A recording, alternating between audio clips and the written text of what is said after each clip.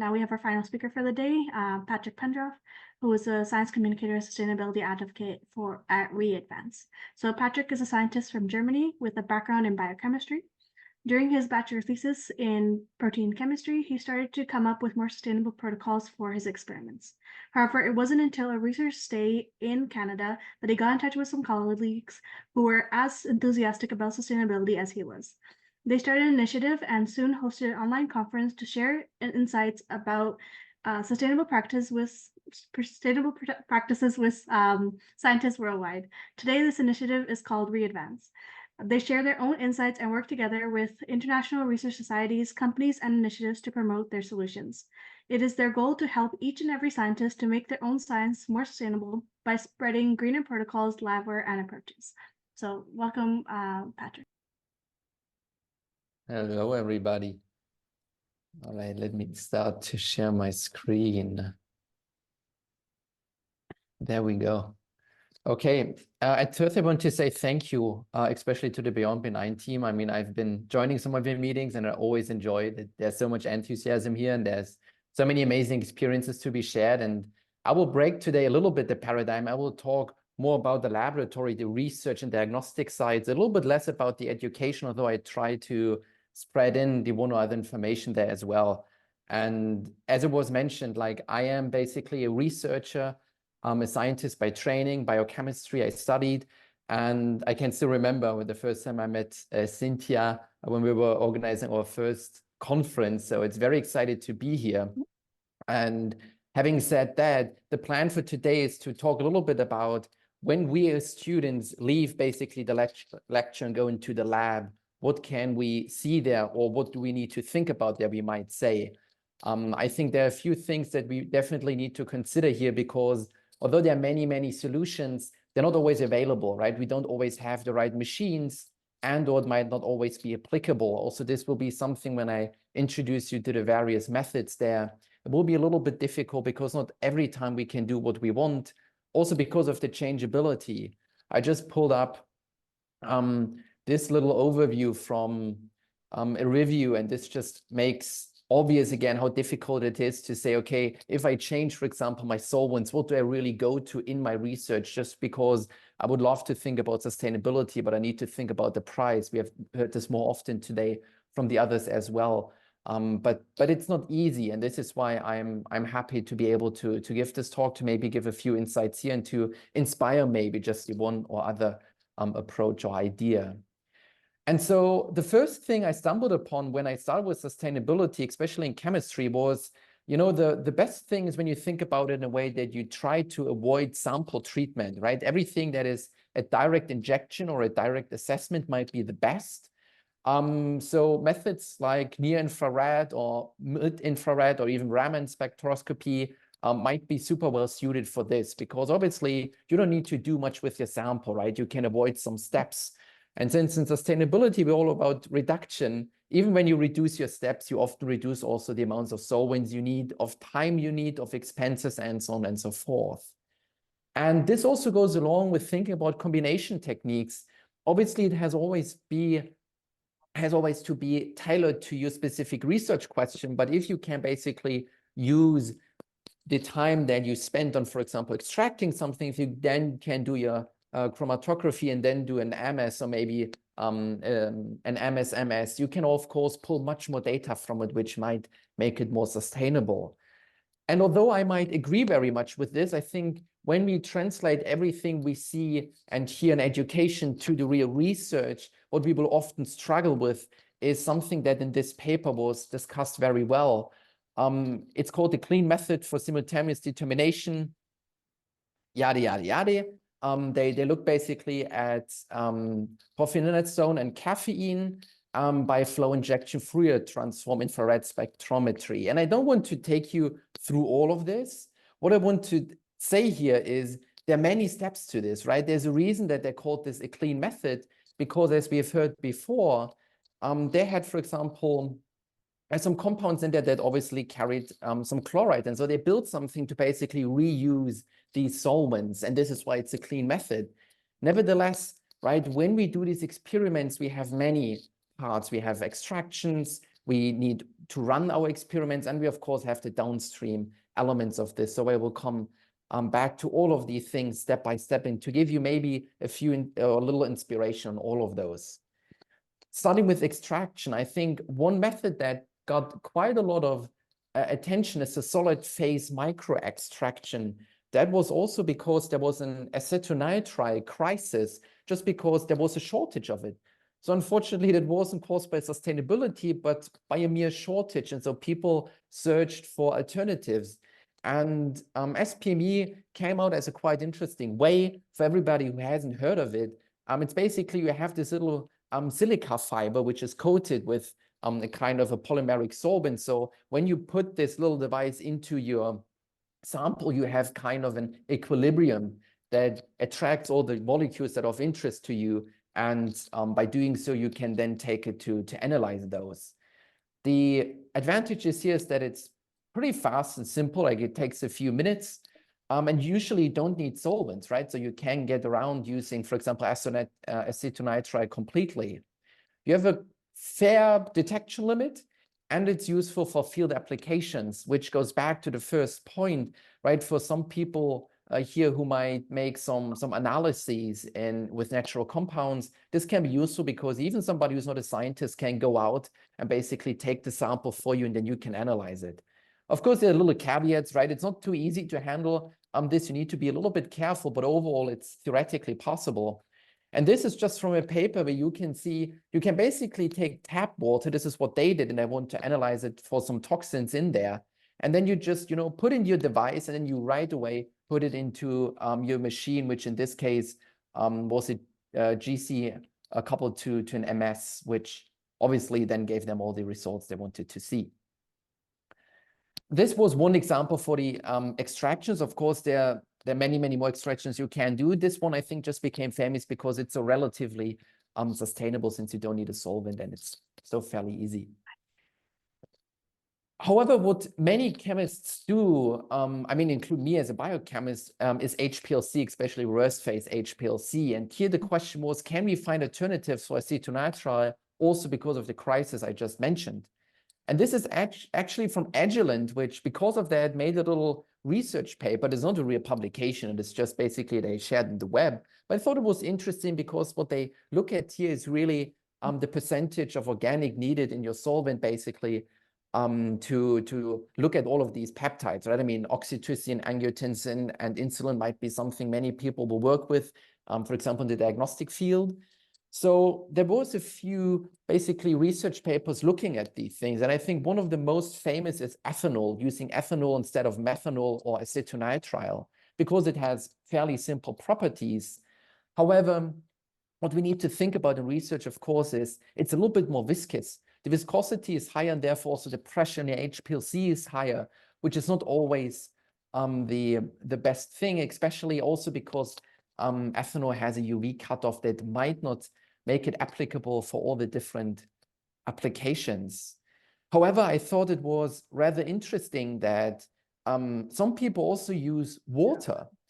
And the interesting thing here is that, of course, it's compatible with weak chromophores. Although it can cause something like a phase collapse, that means you would, for example, lose your peaks. And of course, the elution strength is not too high. And I know I'm throwing all kinds of information around here saying this is a possibility, but this is bad. I'm doing this because I want to show again there are many factors we have to consider. And for example, although the elution strength might limit the application, what you can, for example, do is increase the temperature. Undoubtedly, this takes more energy again, but still the main point here, I think, is the variation of settings. I think for sustainability, what I saw in my own research is you really have to play around and vary the settings to see basically what works best and what works for you. The take-home message here is there are alternatives in your HPLC if you don't want to use acetonitrile, but instead, for example, use ethanol, which I think there's a plethora of research out there proving this. And one of those things I found quite interesting, they basically tried to create an environmentally friendly approach and looked at cosmetics. So what they do is they wanted to analyze a few fat-soluble, water-soluble cosmetics, which would apply on your skin, obviously. And they basically used the mobile phase that were based on ethanol together with some acetic acid or sodium acetate, right, to set the right pH. And then they varied this. I mean, obviously they had to vary the ethanol concentration a little bit to get like the fat and the water soluble compounds properly solved, but they could use a normal C18 column. I just mentioned this here because it is always possible, especially for the water, to use different columns if you see that, for example, yours might not really do the job.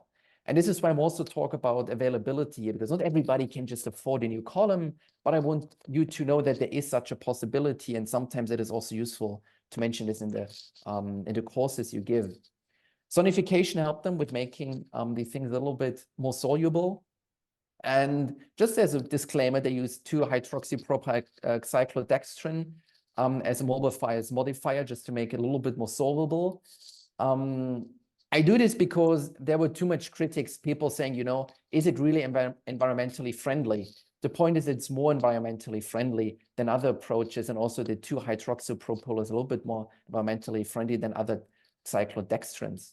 But here again, it was a variation of settings. In their paper, they have 2 of those kind. They really varied along and had a look, and at the end, everything worked well. So for them, everything was fine. And this is, of course, I think what we definitely need to consider in research, that, of course, what we get out on paper not always also fits what we do in the lab. But to avoid basically solvents altogether, there's something really interesting, which is called supercritical fluid chromatography.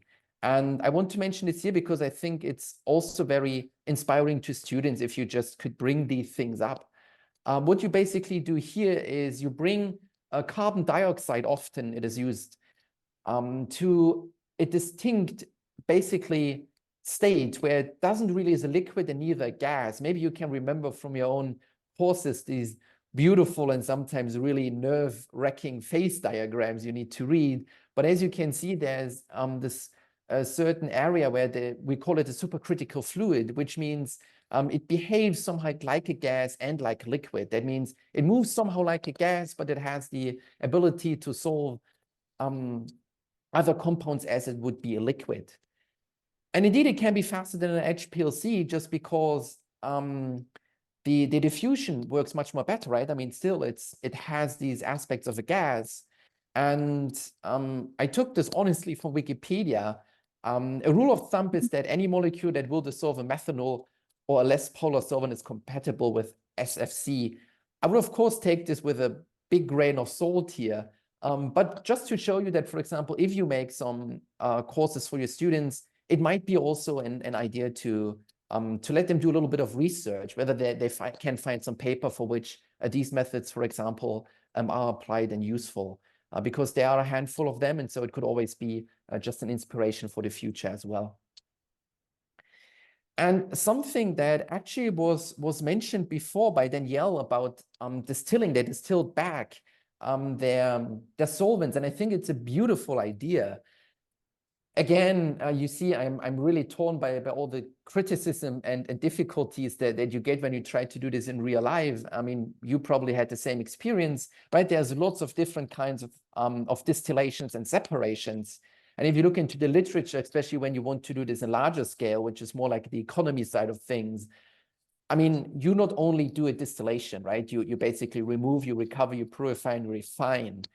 And this might seem a little bit intimidating, but again, referring back to Danielle here, there are solutions which are rather simple. For example, what we can see here is a device that you can just buy that basically distills back quite some of the solvents that you might use, acetonitrile, ethanol, whatever it might be in your lab. And this I put in from waste treatment to resource efficiency, the chemical industry. It was interesting because these guys use something that's called pervaporation. And I think if you have the time in your curricula, also this is something interesting to talk about, because they use some membranes which are hydrophobic and hydrophilic. And then they were able to basically separate butanol, dichloromethane, and sodium chloride. And I think just when I read it, I had to think back with thinking about Beyond Benign and all the educational contents here, that it would be a nice question for an exam, I think, just to have people basically explain how this is possible, right? I mean, it's fairly simple to no worries to think about it. Anyway, I just want to show that there are lots of solutions, and this is the last slide for the equipment. And probably you don't know what this is. This is a vacuum pump. And the special thing about this is that it's chemical resistant, it is oil-free, and it also means that it doesn't need a cold trap. So all the noise you have and all the annoying handling of the cold traps, as well as the energy you needed, completely fade away. And this is why I labeled the slide and much more. I mean, there's so many more possibilities, and I really just wanted to give you a broad insight into all of those. I think there are many things that we can think about, and just giving students the insight of what is possible and basically preparing them a little bit that when they want to apply it, it's not going to be easy, but it's certainly possible, I think is a great way to share this. And when talking to the guys, they also asked me to just briefly talk about in the laboratory about plastics. And for some of you, especially those who work in diagnostic and analytical fields, you might have to do with these plastic consumables, right? Like these tubes. And interestingly, when you switch from a 50 ml to a 15 ml, or from a normal 1.5 ml to a PCR microtube, in case some of you might do PCRs, you save about 50% of the plastic waste. So just thinking twice about the size of articles you use can really make a big difference. Another shout out I want to do here is to a paper that basically looked at the life cycles of lab consumables. And interestingly enough, what they could find is in deep well plates, you can have up to 70% difference in the footprint.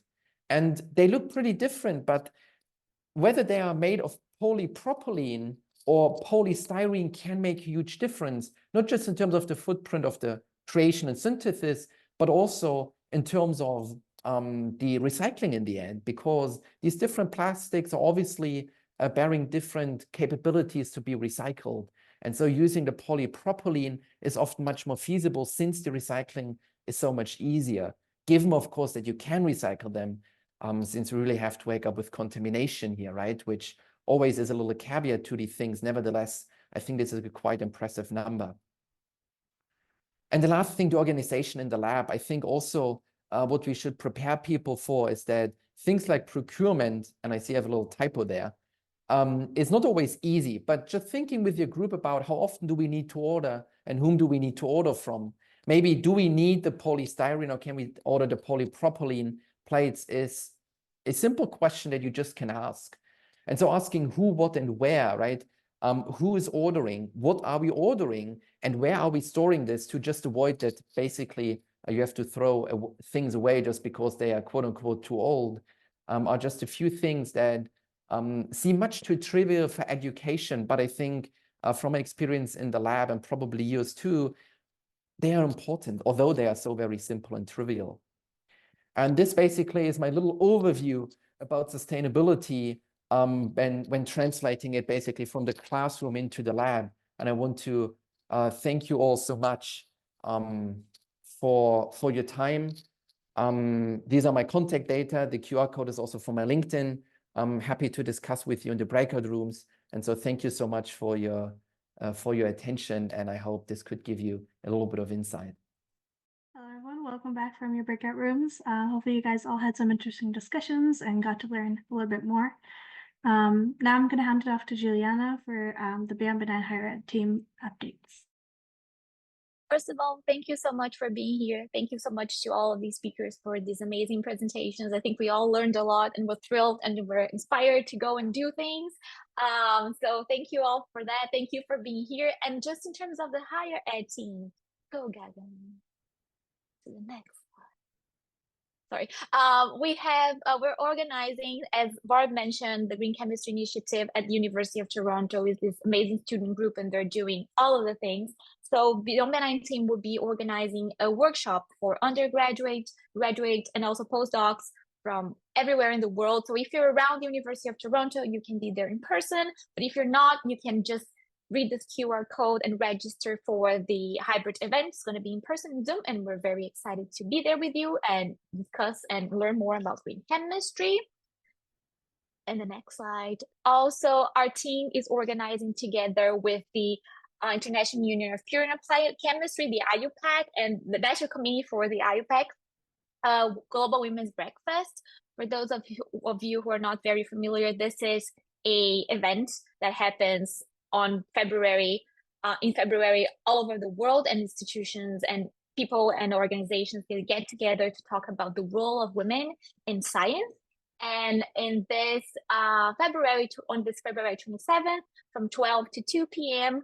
Eastern time, we'll be there with these amazing lineup talking about the role of women in green chemistry to capitalize the movement. So please join us. I think Chloe's going to add the link, the registration link in the chat if they haven't already. So thank you, Chloe. And the next slide, these are the conferences that our team is going to be this year. So if you're around, please reach out to us. We would love to see you. Yes, Cynthia, thank you. We would love to see you. We will see you in person and just let us know, and we would love to hang out with you. And the next slide, please save the date for our Green Chemistry Commitment Summit. It's going to happen in June of this year. So more information, we'll give all the information to you, but I can say that the event's going to be virtual this year, so we can get all of our signers from all over the world participating. So more information to come, but just know that we're organizing our summit in June. And I think this is it. Please join us for our next event, our next Green Chemistry Connections. It's going to happen March 20th. And we're going to learn more about bio-inspired and bio-based materials. If you have any questions, you know where we live. And also, I'd like to thank all of our sponsors. I think this is the last slide. Do we have a? Yes, thank you all of our supporters and all of the people helping this to be a thing and helping this to come true. So thank you. We'll see you around, and I hope you have a great rest of your week.